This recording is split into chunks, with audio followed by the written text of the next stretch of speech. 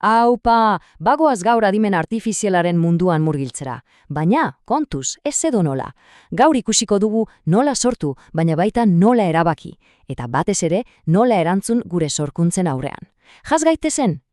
Begira, hau da guztiaren abiapuntua. Adimen artifizialak gauza izugarriak egin ditzake. Bai, baina azken ardura, hori besti da gurea. Tresna hark sortuko du, baina zuk erantzungo duzu. Eta hau, sekulako aldaketa da, pentsatu une batez. Orain arte, teknologiaren konsumitzailea ginen gehien bat. Orain, ordea, sortzaileak zarete, eta horrek lagunok joko arau guztiak aldatzen ditu. Hasteko, lehen atala? Ze esan nahi du zehazki erabiltzaile soil bat izatetik sortzaile bigurtzeak? Ikus dezagun. Funtzean, 3 gauza hauek dira. Sortzaile arduratsu izateak esan nahi du, bat, irizpidea izatea, hau da, zentzua erabiltzea. 2, hartzen dituzun erabaki ez jabetzea. Eta 3, eta hau da potoloena, zure sorkuntzek ekar ditzaketen ondorioen kargu egitea. Zar zaitezue hau ondo buruan. Tresnak ez dira inoiz neutralak, inoiz ez. Beralekin egiten duzunak beti du eraginik bestengan, onerako edo txarrerako. Eta hori da, hain zuzen, gure ardura. Oso ondo, goazen bigarren puntura. Plana, bai, ondo entzun duzue, adimen artifiziala martxan jarri baino lehen plan bat behar dugu. Pentsa ezazue honetan, proiektu hon bat ez da inoiz hasten tresna batekin jolasean. Ez, benetako galdera batekin hasten da. Konpondu nahi duzun arazo batekin. Zuk, zehazki, zer arazo konpondu nahi duzu? Orduan, nola egiten da hori? 4 pauso simple dira, begira. Lehenik, aukeratu benetako arazo bat. Bigarrenik, pentsatu nori lagundu nahi diozun. Eta gero, banatu lana, zer egingo du makinak. Eta garrantzitsuena, zer geratuko da zure esku, zure kontrolpean. Esaldi hau borrobila da. Diseinatzea ez da soilik zer egin erabakitzea, baizik eta zer ez den egin behar finkatzea ere. Mugak jartzea ezinbestekoa da, marragorriak non dauden jakitea. Eta honek urrego puntura garamatza, oso garantzitsua dena. Gogoratu beti zuk daukazu agintea, zu zara zuzendaria, eta adimen artifiziala zure aginduetara dagoen tresna bat besterik ez. Konparaketa ergia da, ez da? Ia askarra da, guk alditz arretaz pentsatu behar dugu. Ark emaitzak sortzen ditu, baina gu gara emaitza horien erantzulea. Ark aginduak eraitzen ditu, guk irizpidea izan behar dugu. Ikusten, lanik zailena, pentsatzearena, ardura etzearena, hori beti da guria. Eta hau, mesedez, tatuatu buruan.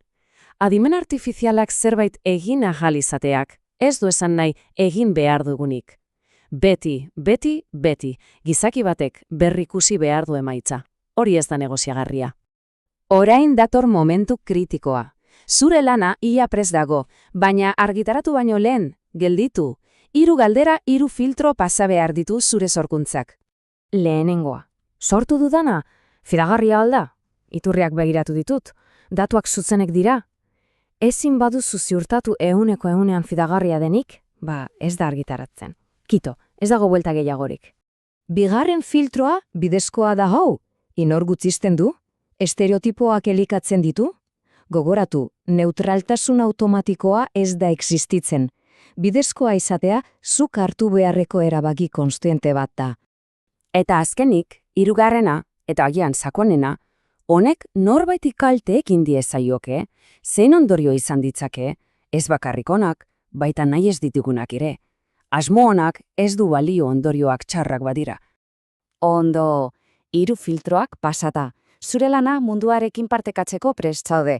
Baina, kontuz, hau ez da amaiera. Orain, hasten da beste abentura bat.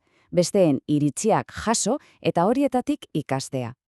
Hau oso garrantzitsua da. Kritika on bat ez da lerazo pertsonal bat. Norbaitek zure lana hobetzeko zerbait esaten dizuenean, ez da zure aurkari, zurekin ari da, opari bat da benetan.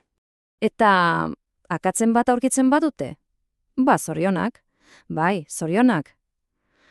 Akatz bat ez da porrota. Pista bat da. Zerbait hobeto ulertzeko eta hurrengoan hobeto egiteko aukera paregabea. Zure lana defendatzea ez da borrokatzea, azaltzea da. Norbaitek galdetzen badizu, zergatik egin duzu hau, erantzun bat izan behar duzu.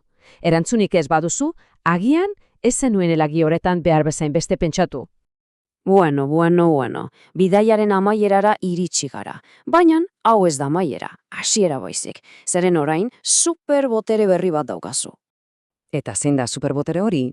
Arduraz sortzea. Orain gaizara proiektuak irizpidez diseinatzeko, iari zer eman eta zerrez erabakitzeko, alborapenak usaintzeko, zure erabakiak defendatzeko eta batez ere partekatzen duzun horren erantzule izateko. Hori ez da gutxi, Eta azken ideia indartsu honekin amaituko dugu. Sortze prozesua ez da amaitzen enter sakatzean. Ez hori eze. Orduan txasten da benetako bidaia, besteek zure lana jasotzen dutenean. Pentsatu horretan. Mila esker eta segi sortzen, baina arduraz, hurrengora haute.